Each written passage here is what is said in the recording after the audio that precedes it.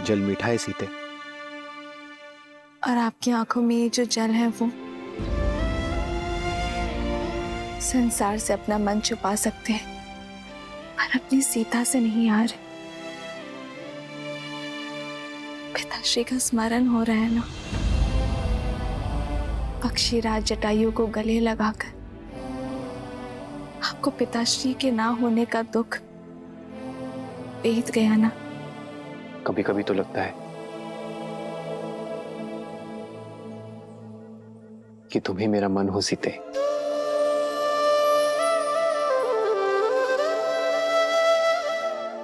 मेरे भीतर के सोच भाव, पीड़ा, आनंद, हर आभास तुम हर बार कैसे पढ़ लेती हो सीते। आप ही ने तो कहा कि आपका मन हूं मैं।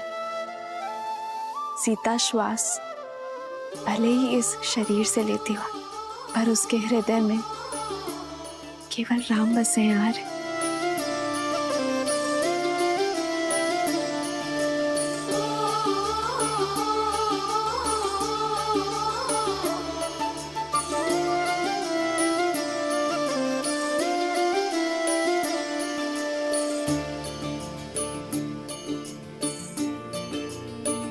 तभी तो इस निर्जन वन में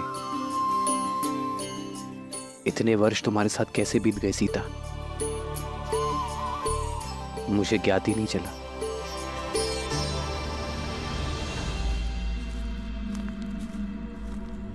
कहाँ हो?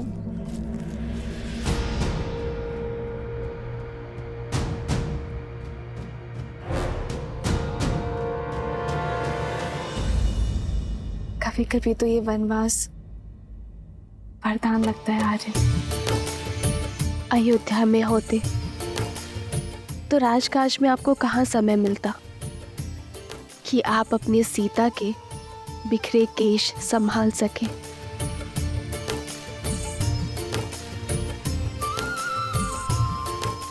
लाइए, अब मैं आपके केश संभाल देती हूँ।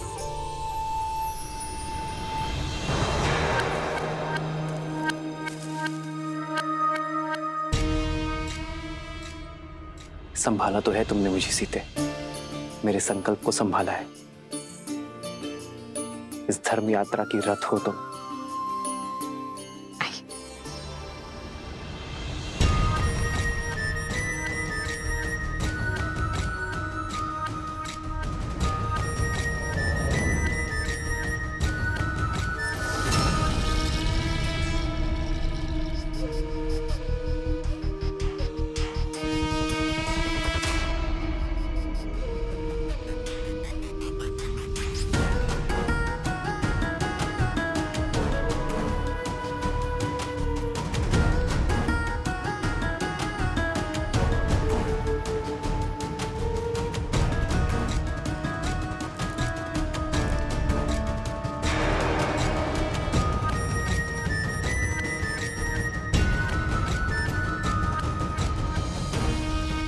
कौन है ये दिव्य पुरुष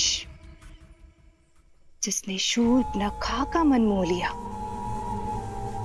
इतना सुंदर मन भावन पुरुष अवश्य यही राम है, और ये सीता।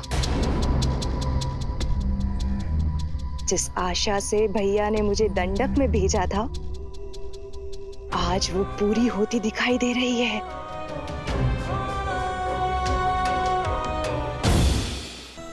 मैं खोजूंगी सीता को। सीता पर केवल मेरे भाई लंकेश का अधिकार होगा। भैया को दिया वचन निभाने की घड़ी आ गई है। राम से सीता को सदा सर्वदा के लिए दूर कर दूंगी मैं। संध्या का समय है, मैं भोजन बना लेती हूँ।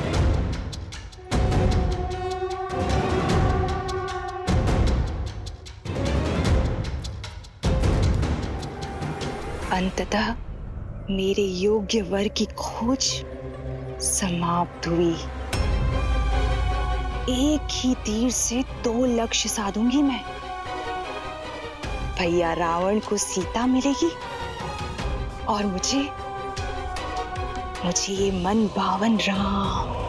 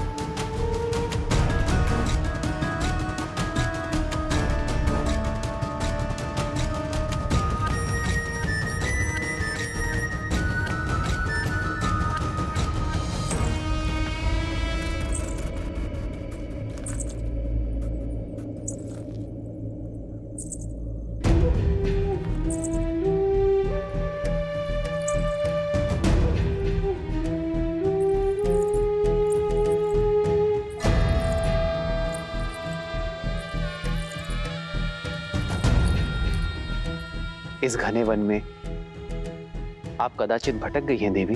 भटक तो मैं अब तक रही थी, किंतु अब मुझे मेरा लक्ष्य प्राप्त हो गया है।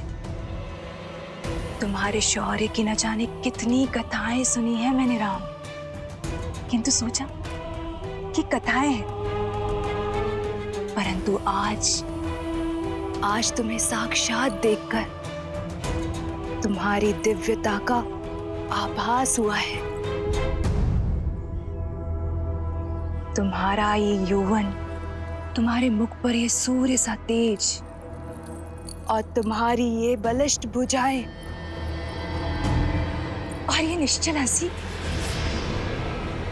किसी का भी मन मोह सकती है राम। बिना मोल तुमने मुझे खरीद लिया है राम। अपना परिचय दे देवी और यहाँ आने का प्रयोजन बताएं। प्रयोजन भी तुम हो और प्रारब्ध भी तुम, मन की इच्छा भी तुम हो और तन की कामना भी तुम। मैंने अपना नहीं, आपका परिचय पूछा है देवी। क्या ये पर्याप्त नहीं कि मैं एक सर्वांग सुंदर स्त्री हूं और तुम एक सर्वश्रेष्ठ पुरुष। हमारा प्रेम और संबंध हमारा परिचय बन जाएगा और मेरे यहाँ आने का प्रयोजन तुम मेरी आंखों में देख पाओगे। ओह, मुझे वो पुरुष बहुत भाते हैं जिन्हें पाना थोड़ा कठिन होता है। मन कठोर न करो राम। मैंने सुना है कि बल के साथ साथ तुम बुद्धि के भी धनी हो, तो अब तक तो ये समझ ही गए होगे ना कि मैं तुम पे कितना मोहित हो चुकी हूँ। तुम्हें पाना चाहती हूँ, तुम्हारी होना चाहती हूँ।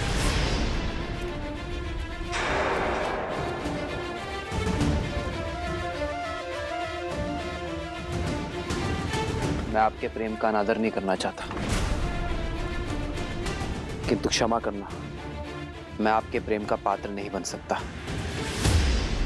ऐसा न कहो राम। वर्षों की प्रतीक्षा के बाद मैंने किसी को स्वयं के योग्य पाया है। क्या कमी है मुझ में? क्यों तुम मुझे अपने योग्य नहीं समझते हो? आप में कोई कमी नहीं है देवी,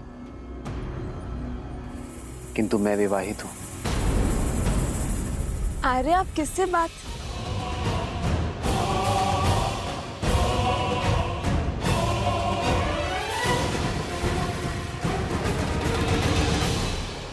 आओ सीता,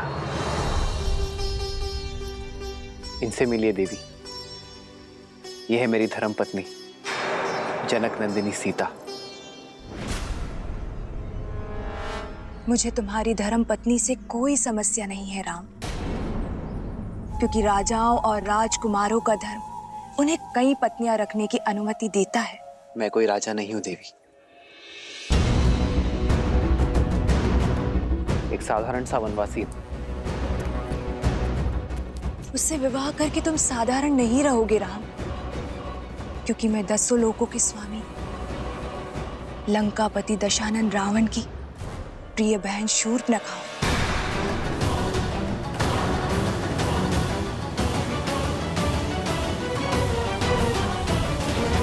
दंडकारण्य के राजा खर और दूषण भी मेरे भाई हैं। मुझसे विवाह करके तुम दंडक के राजा बन जाओगे और मैं बनूंगी तुम्हारी महारानी। और यदि तुम चाहो तो तुम्हारी इस सीता को मैं अपनी दासी का पद सौंप दूंगी। क्षमा करें देवी,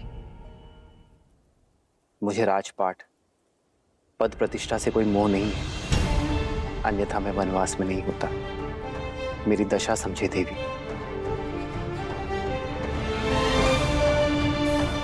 मैं एक पत्नी धर्म का प्रण ले चुका हूं। मेरी धर्म और मर्यादा का सम्मान करें।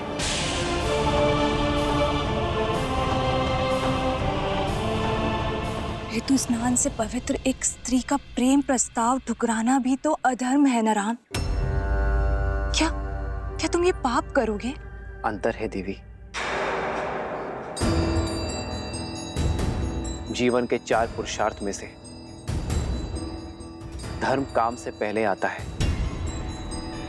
यदि कोई कर्म धर्म संगत ना हो, धर्म की सीमा में ना हो, तो वो कर्म अधर्म और पाप का कारण बन जाता है।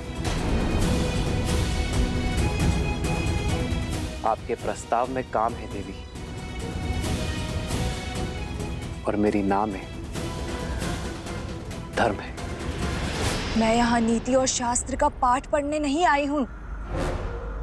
मैं तो तुमसे विवाह करने आई हूं राम। भैया, जल ले आया।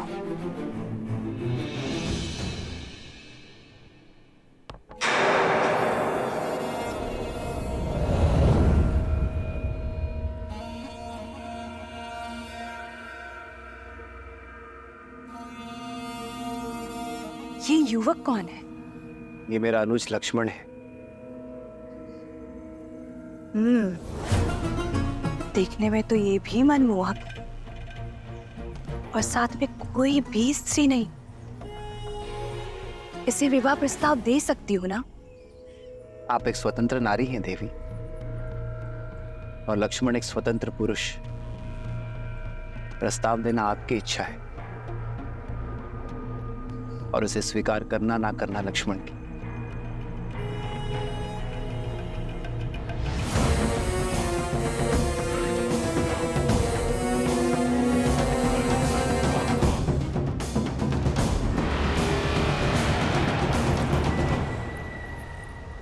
वीर पुरुष, संयोग देखो, एक सुंदर स्त्री की भेंट एक रूपवान पुरुष से हो रही है, और दोनों ही इस वन में अकेले हैं। मेरे पति अब इस दुनिया में नहीं रहे। मेरी पीड़ा का अंत करो, मुझे अपनी संगिनी के रूप में स्वीकार कर लो। मैं तुम्हें असीम प्रेम दूंगी। विचित्र प्रेम है आपका देवी। अभी कुछ ही क्षणों पूर्व आप मेरे बड़े भैया पर मोहित हो रही थी, और अब मेरे पास चली आई। तुम्हारा भाई मूर्ख है, किंतु तुम्हारे मुख पर ही दिखाई देता है कि तुम वास्तविकता को समझते हो। वास्तविकता से तो कदाचित आप अनभिज्ञ हैं देवी। आप महाबली लंकेश की बहन हैं, राजकुमारी हैं, और मैं तो अपने भैया का एक तुच्छ सा दास मात्र हूं। अब मेरी संगिनी बनने का अर्थ होगा कि मेरे भैया और भाभी की दिन रात सेवा करना। अब आप जैसी सुंदर राजकुमारी ऐसा करेंगी, ये तो होगा नहीं, और आपको ऐसा करते देख मैं पाऊंगा नहीं। इसीलिए यदि आज्ञा लेनी है तो स्वामी से लीजिए, दास से नहीं।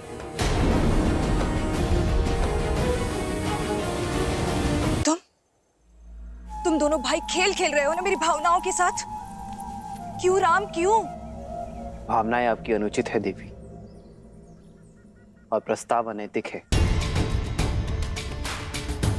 जब आपके पति संसार में थे, तब कोई पर पुरुष आकर आपको आपकी इच्छा के विरुद्ध विवाह के लिए विवश करता, तो क्या आपकी दृष्टि में वो धर्म होता देवी? यही स्थिति मुझ पर लागू होती है। और संबंध प्रेम और समर्पण से बनता है देवी, कामना और छीनने के प्रयास से नहीं। आपके लिए यही श्रेष्ठ होगा कि आप किसी ऐसे व्यक्ति को खोजें जो आपसे प्रेम करे। वही आपको संतोष दे पाएगा देवी। मैं अपनी सीता से अत्यंत प्रसन्न हूं। मैं अपनी सीता के अतिरिक्त किसी और से प्रेम कर ही नहीं सकता देवी। इस सीता के कारण ही तुम मुझे त्याग रहे हो राम। क्या है इसमें? एक साधारण सी स्त्री जो कल वृद्ध हो जाएगी, उसका रूप और यौवन सब कुछ खो देगी। किंतु मैं माया की स्वामिनी हूं। मेरा शरीर सदा रूपवान और यौवन से भरा हुआ रहेगा। प्रेम का शरीर और यौवन से कोई संबंध ही नहीं है देवी। प्रेम तो आत्मा से होता है, जो मेरी आत्मा को सीता से। अब समझी, समस्या की जड़ ये सीता ही है ना। इसके कारण ही मेरा प्रस्ताव ठुकरा रहे हो ना तुम। मेरा रूप, मेरा यौवन सब कुछ तुम्हारे लिए व्यर्थ है। इस सीता के कारण ही पहली बार ऐसा हो रहा है कि लंकेश की बहन को वो नहीं मिला जो वो चाहती। तो मैं अब इस समस्या का अंत किए देती हूँ। अपनी पत्नी के प्रेम और पत्नी प्रण की बेड़ी से बंधे हुए हो ना, आज मैं उसको ही खत्म कर देती हूँ। और जब पत्नी ही नहीं रहेगी तो कोई प्रेम, कोई प्रण तुम्हें मेरा होने से नहीं रोक पाएगा।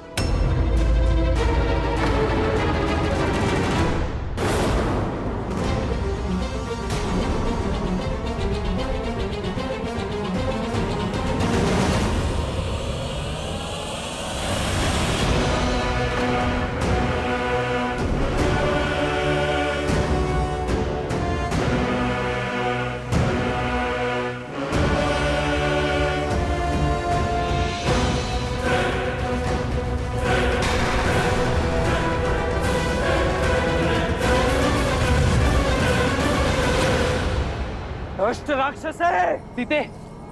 नहीं भैया लक्ष्मण, स्त्रीवध का महापाप मत लीजिए।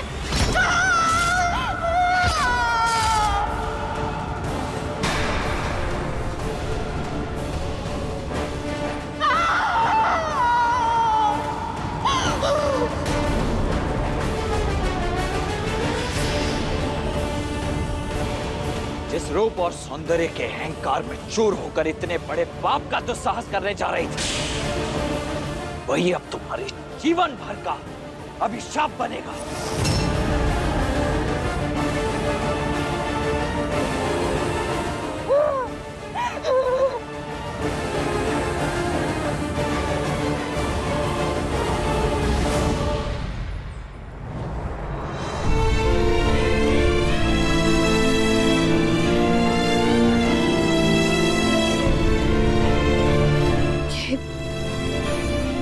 ये उचित नहीं हुआ है। एक स्त्री के सम्मान पर प्रहार हुआ है, इसका मूल्य हमें चुकाना ही होगा।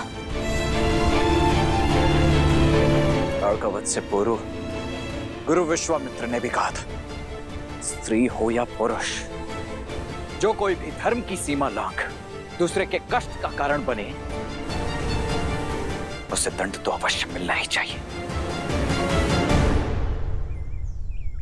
सीता, लक्ष्मण ने जो कुछ भी किया तुम्हारे प्राण बचाने के लिए किया। शूर्पणखा को उसके कर्मों का फल मिला। जब मनुष्य अपने रूप और शक्ति के कारण अनुचित कार्य करता है, अधर्म करता है या औरों को अधर्म करने को प्रेरित करता है, तो उसे उसका दंड अवश्य मिलता है सीता। जिस रूप और पद के गर्व के कारण शूर्पणखा ने यह पाप किया, उसका छिन जाना ही उसका फल है सीता। परंतु उस पर जब प्रहार हुआ, हमारा कर्म था रे। अपने कर्मों से तो हम विमुख हो ही नहीं सकते सीते, उसका फल तो अवश्य मिलेगा, किंतु उसका सामना हम एक साथ करेंगे।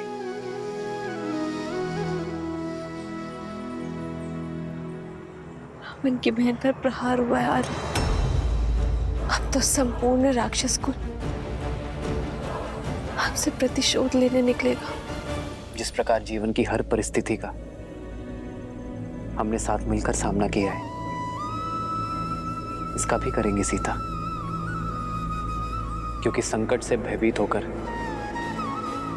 धर्म के पथ को छोड़ देना रघुकुल की रीति नहीं है सीता।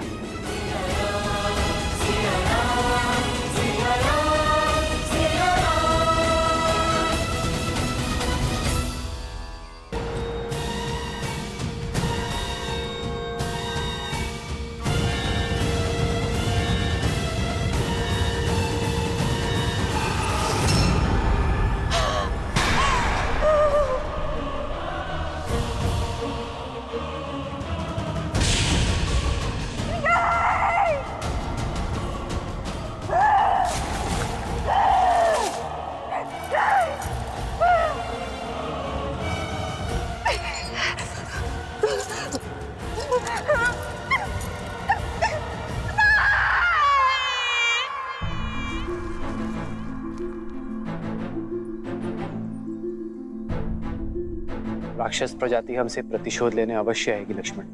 हमें शीघ्र अतिशीघ्र यहां एक गुफा का निर्माण करना होगा, ताकि मैं पंचवटी में इनका सामना कर सकूं और सीता यहां सुरक्षित रहे।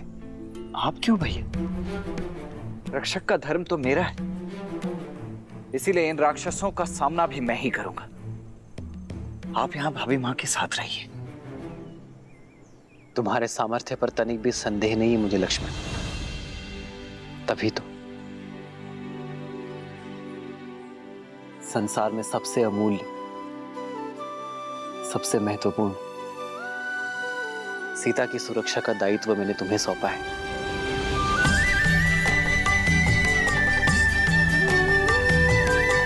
जी भैया।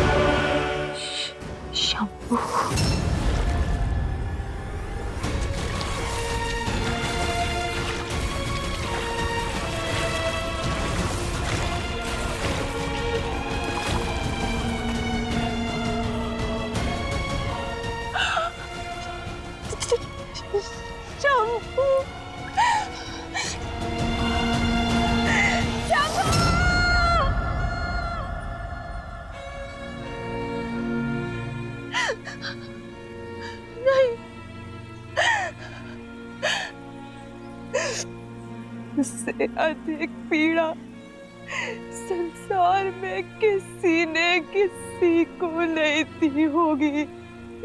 राम, जो तुमने और तुम्हारे भाई ने मुझे दिए उस जनक नंदिनी सीता के कारण।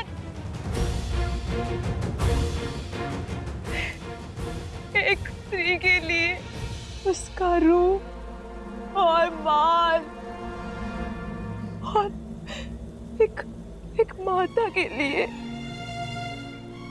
अपने संतान के प्राण संसार में सबसे अधिक प्रिय होते हैं। और तुमने मुझसे दोनों छीन लिए।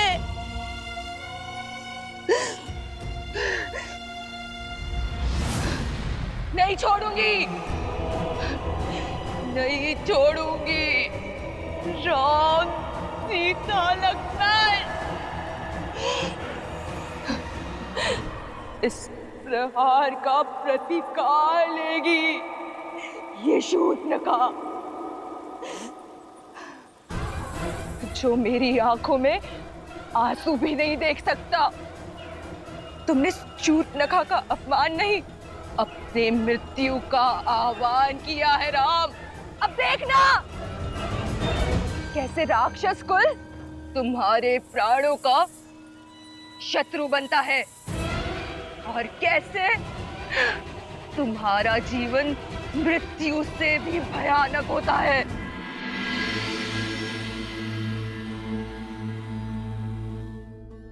ये कैसा विरोधाभास है महादेव? एक और श्री राम शापित अहिल्या का उद्धार करते हैं, राक्षसी ताड़का को मां कहकर पुकारते हैं, और वहीं दूसरी ओर शूर्पणखा के साथ इस घटना का समर्थन भी करते हैं। उसे क्षमा क्यों नहीं किया दीन दयालु श्री राम ने? क्योंकि कुछ अपराध ऐसे होते हैं देवी, जिनके लिए क्षमा नहीं, सीख देना आवश्यक होता है। आपको धूम्रलोचन तो स्मरण होगा, वो असुर जिसने स्वयं आपके समक्ष भी ऐसा ही कुप्रस्ताव रखा था। आपने उसे एक फूंक मारकर भस्म कर दिया था। रक्त बीज, जिसके रक्त की एक बूंद भी आपसे छूटने ना पाई थी, क्योंकि प्रहार तब भी एक स्त्री के सम्मान पर हुआ था, पति और पत्नी के पवित्र संबंध पर हुआ था। और श्री राम, वो तो संसार को आदर्श और मर्यादित जीवन की विधि सिखाने के लिए ही आए हैं। ऐसे में संसार को यह सीख देना भी अत्यावश्यक हो जाता है कि यदि किसी ने कुमार्ग को अपनाया तो उसे दंडित भी किया जाएगा। दंड स्वरूप शूर्पणखा की नाक काटी गई, उसके रूप के अभिमान को मिटाने के लिए उसके कानों को भंग किया गया, क्योंकि श्री राम द्वारा बार बार धर्म की बात समझाने पर भी वो उसे अनसुना कर रही थी। आप स्वयं विचार कीजिए देवी, शूर्पणखा को उसकी वासना और कामुकता की भावनाओं ने इस सीमा तक ग्रसित कर दिया कि वो ये भूल ही गई कि वो वहां अपने पुत्र को ढूंढने गई है। और जब किसी व्यक्ति की वासना उसे उसके उद्देश्य से भटकाकर कुमार्ग की ओर अग्रसर कर दे, किसी अन्य के पवित्र संबंध को मलिन करने की प्रेरणा दे, तो उसका यही परिणाम होता है।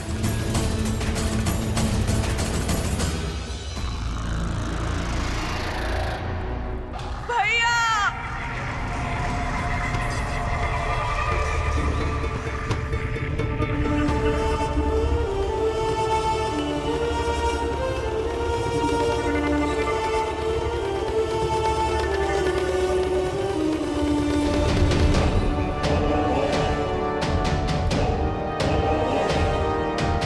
शूर्पणखा बहन, भैया,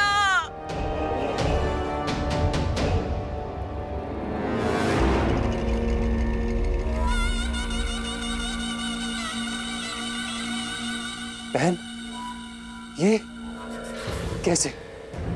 किसने किया ये दुस्साहस? भैया, लक्ष्मण ने, राम के भाई लक्ष्मण ने किया ये। मुझसे मेरा रूप, मेरा घर सब छीन लिया।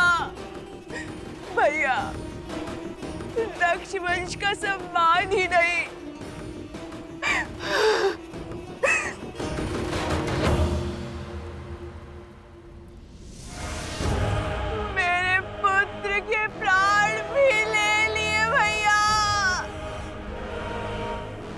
शंभू।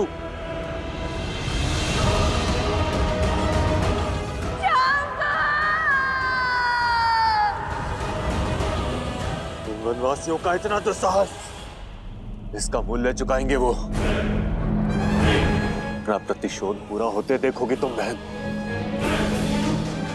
ऐसी मृत्यु देंगे उन वनवासियों को कि भय का दूसरा नाम दंडकारण्य भी भयभीत हो उठेगा।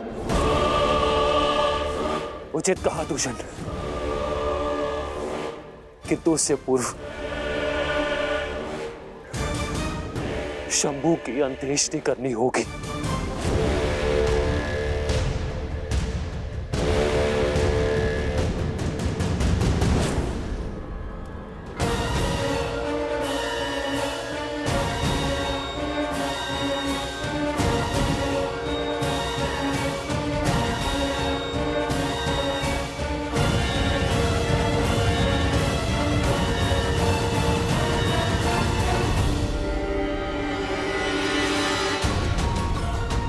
दूषण, अभी के अभी इसी क्षण हमारी पूरी सेना को सज्ज करो। पूरे 14,000 राक्षस सैनिकों के साथ पंचवटी की ओर कूच करेंगे। बहन के अपमान की अग्नि अब शत्रु के रक्त से बुझेगी। किंतु भैया, न राम साधारण है और ना ही उसके अस्त्र। भला हमारे रक्ष सैनिक उन शत्रुओं के सामने कैसे टिक पाएंगे भैया? यदि उनके पास दिव्य अस्त्र है तो हमारे पास भी 6 अति बलशाली वीर राक्षस सेनापति हैं।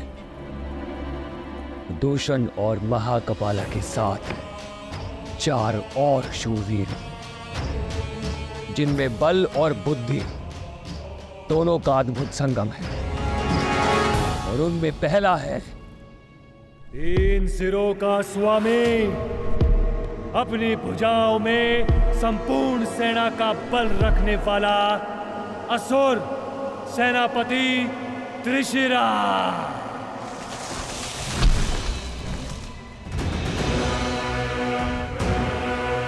दूसरा छल, बल और युद्ध कौशल का धनी, निपुण, निर्भीक, महापराक्रमी रामदेव।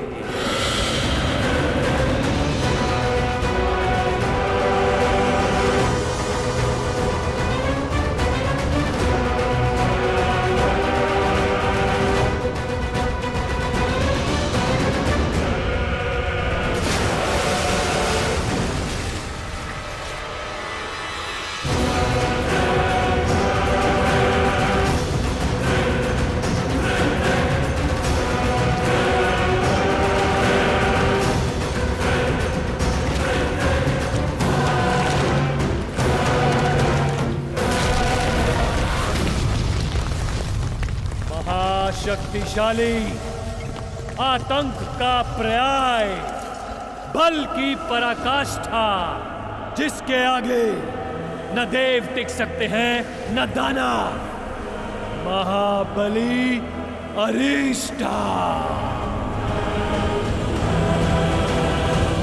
और सबसे शक्तिशाली अस्त्र, कुटिलता में पारंगत, दया से दूर, बल से भरपूर, अनेकों बार इस धरा को संतों के रक्त से रंगने वाला परम प्रतापी स्थूलक्षा, जिनके वार से देवता भी नहीं बच सकते, उनके प्रहार से वो तुच्छ मानव कैसे बचेंगे? मनुष्य शरीर 5 तत्वों से बना है और हमारे 6 वीर सेनापति राम और लक्ष्मण का हर अंग भंग कर देंगे, आत्मा तक को नष्ट कर देंगे उनकी।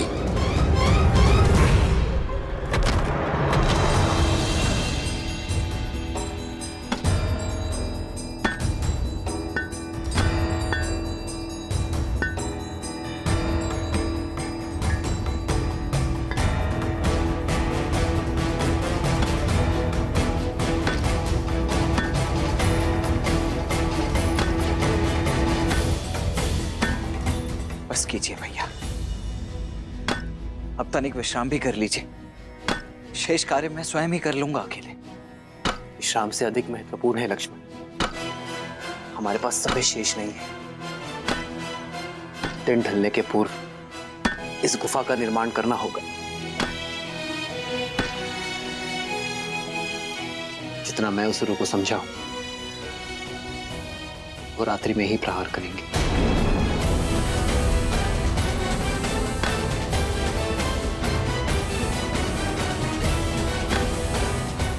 जो आ गया भैया।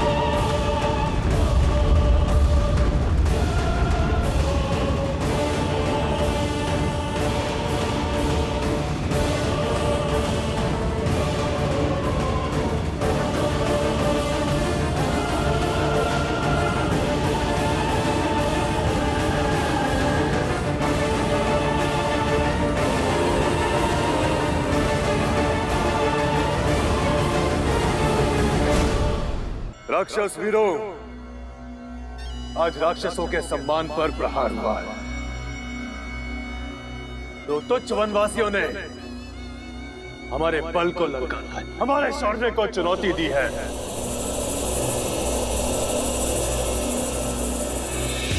परंतु आज हम ये सिद्ध कर देंगे कि क्यों धरा से लेके आकाश तक राक्षसों के आतंक से कांपते हैं, क्यों सदा त्रिदेव हमारी ही चिंता में मग्न रहते हैं।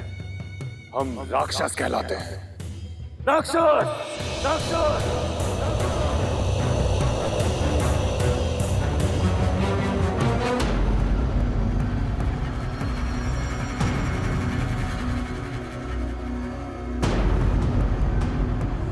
मेरे 6 वीर सेनापति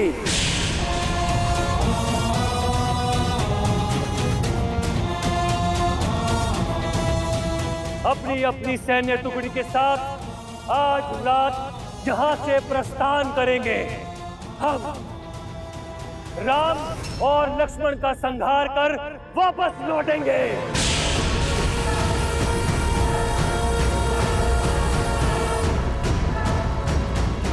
और इस द्वंद्व में हमारा पुरस्कार होगी ब्रह्मांड सुंदरी सीता।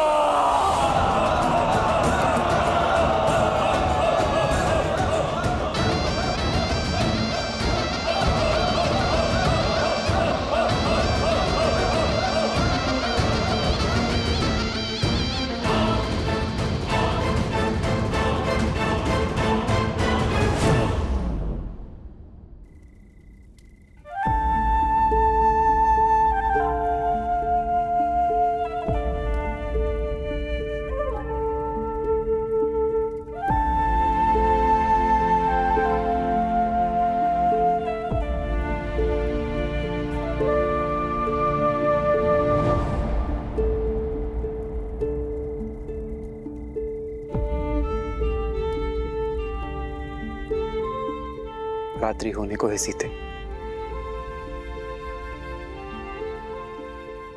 तुम लक्ष्मण द्वारा सुरक्षित इस गुफा में ही रहना। मैं पंचवटी में आने वाले संकट की राह देखूंगा। ये सब मेरे कारण हो रहा है ना आर्य। हाँ, संसार के दुष्टों के संहार का कारण हो तुम सीता। और ये गर्व की बात है।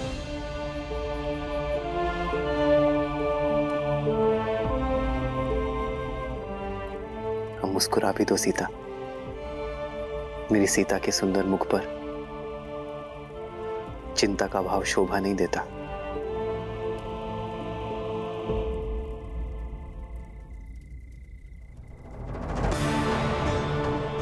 जानती हूँ विजय धर्म की ही होगी, मेरे श्री राम की ही होगी। भाभी माँ की आप तनिक भी चिंता मत कीजिए भैया। मैं उनकी रक्षा उसी प्रकार करूंगा जिस प्रकार पलकें आंखों की करती है। जानता हूं लक्ष्मण, तभी तो अपनी प्राण प्रिय सीता की सुरक्षा का उत्तरदायित्व मैं अपने वीर भाई के कंधे पर सौंप कर जा रहा हूं।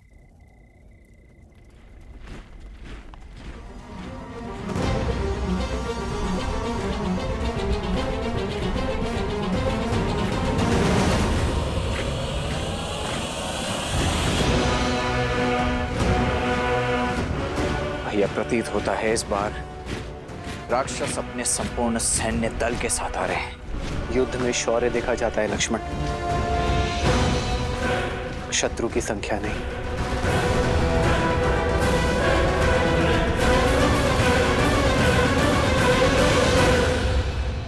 आर्य,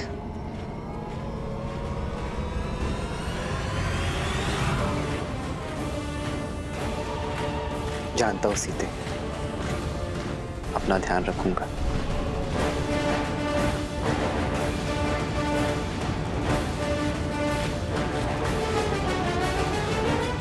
लक्ष्मण,